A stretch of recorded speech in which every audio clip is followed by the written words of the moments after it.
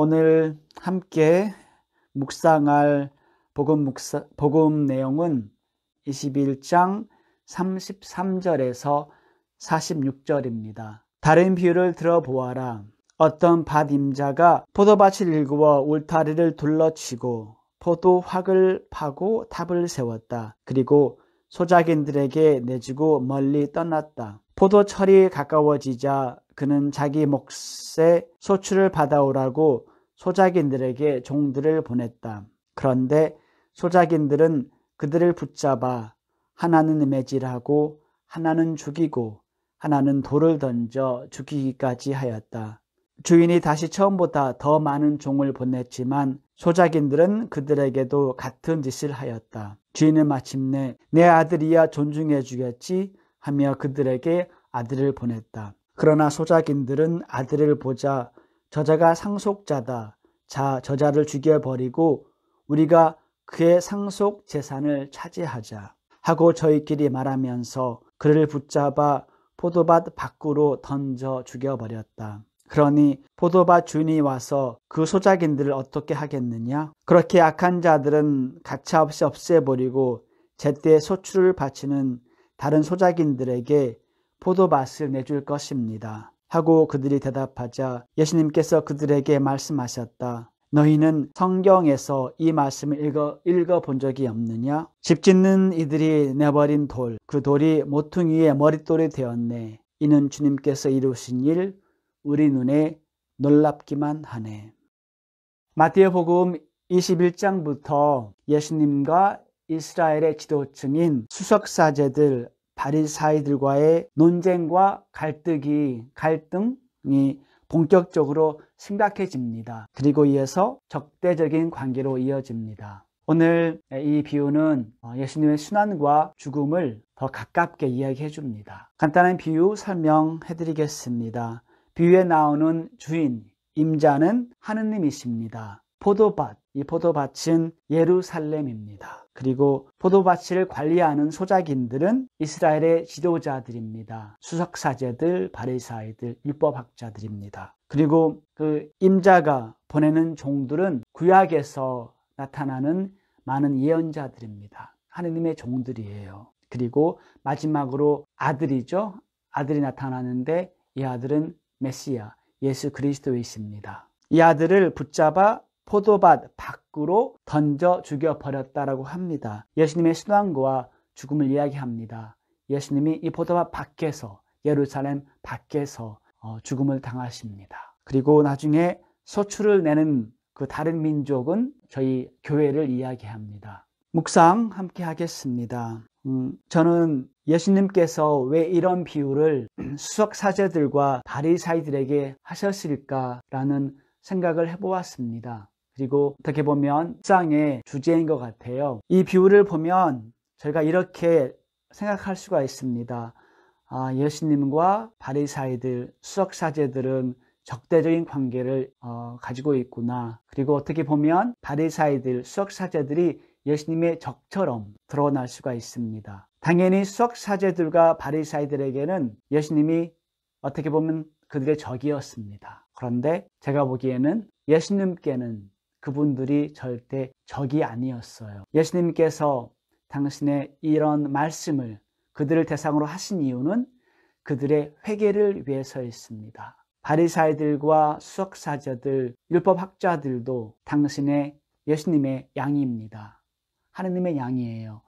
어둠 속에서 헤매고 있는 양인들입니다. 그렇기 때문에 예수님께서는 그들의 구원을 위해서, 그들의 회개를 위해서 다양한 방법으로 다가오십니다. 기도도 해주시고, 그리고 당신의 그 굴욕, 순환, 모든 것, 그분들의 회개를 위해서도 바치셨다고 저는 생각합니다. 그런데 요한복음에서 나오듯이 예수님께서 당신의 빛으로 이 어둠을 비추시지만, 조명해 주시지만, 어둠 속에 갇힌 사람들이 그 빛을 거부합니다. 받아들이지 않아요. 그리고 그 빛을 맞이하지 않습니다. 그러면 이런 내용이 있습니다. 그렇죠. 어둠은 그분을 깨닫지 못합니다.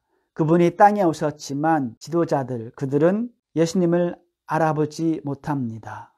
그리고 맞아들이지 않습니다. 이게 요한복음 내용이에요. 저희 그리스도인들도 예수님이 빛이 되기를 원합니다. 그리고 아직 예수님을 믿지 못하는 사람들, 예수님을 거부하는 사람들을 위해서 기도도 하고 봉헌도 하고 복음도 설포합니다.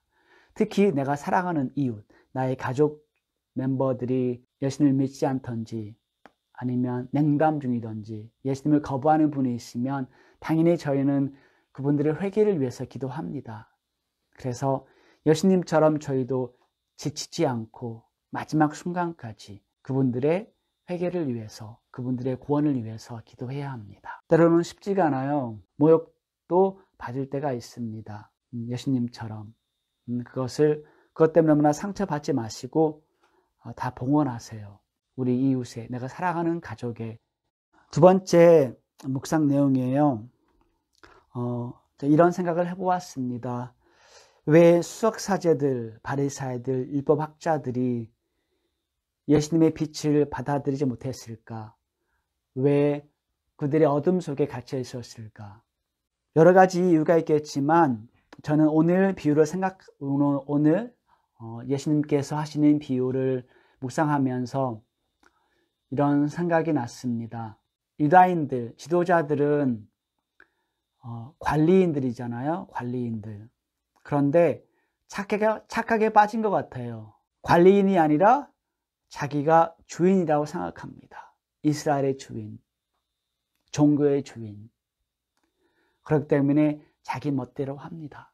자기 마음에 들면 오케이, 자기 마음에 들지 않으면 거부합니다. 그런 면에서 특히 저희 교회 지도자들, 주교님들, 사제들에게 아주 중요한 메시지인 것 같아요. 저희 사제들은 교회의 주인이 아니잖아요. 주님의 종입니다. 주님의 종. 그리고 신자들을 위해서 봉헌해야 할 그런 봉헌자들입니다. 그런데 저희도요, 가끔씩 착하게 빠져요. 저희가 주인인 것처럼 말하고 생각하고 행동을 합니다. 그래서 교회 역사를 보면 여기 나오는 이 비유가 딱 들어맞아요. 교회도 인간으로 구성된 그런 사회다 보니까 때로는 어둠이 있습니다. 어둠이 많을 때도 있어요. 그래서 이제 주로 그 교회 쇄신을 위해서 주님께서 당시 종들을 보내십니다. 이분들이 성인들이에요. 성인들. 특히 교회 역사를 보면 수도의 창립자들이에요. ignacio 성인, 프란시스코 성인, 베네딕토 성인들, 그렇죠? 머더 테레사 성녀, 많은 성인들이 그런 교회 쇄신을 위해서 이렇게 옵니다. 일을 하십니다. 그런데 누가 제일 큰 장애예요? 제일 큰 박해를 누구한테서 받나요? 대부분 다 교회 지도자들부터 받습니다. 때로는 오해가 있어서 되지만 이 이야기가 계속 반복이 됩니다. 교회 역사 안에서. 그런데 다행히 교회 안에서도 하나님의 목소리에 귀를 기울이면서 이렇게 잘 응답하시는 분들이 계십니다. 그렇기 때문에 저희 교회는 계속 이렇게 쇄신이 되어가고 있습니다. 저는 이제 제 사제로서 이제 그런 생각을 하게 되지만 형제 자매님들도 한번 묵상해 보세요. 주님의 빛이 나를 비치는데 내가 혹시 나의 고집 때문에 나의 욕심 아니면 뭐 어떤 어둠 때문에 그 빛을 거부하고 있는지, 예수님의 빛을 우리가 잘 받아들이잖아요. 그러면 더 좋은 빛나는 그런 그리스도인이 될 수가 있습니다. 그러면 교회 성화에도 도움이 될 수 있지만 내 가까이 있는 가족들, 이웃들에게 더 아름다운 그 복음 선포를 할 수가 있습니다. 더 아름다운 예수님의 빛을 저희가 보여줄 수가 있습니다. 마지막으로 성모님의 마음 자세가 떠올립니다. 저는 주님의 종입니다. 당신의 뜻이 이루어지기를 바랍니다. 저는 이 말씀이 참 마음에 들어요. 이게 그리스 원본에서도 나오는 뜻입니다. 저는 주님의 종입니다. 당신이 뜻이 이루어지기를 저는 바랍니다. 간절히 바랍니다. 당신이 뜻이 이루어지소서. 그러면 더 쉽게 예수님의 빛이 저희를 더 현명하게 아름답게 비출 수 있을 겁니다.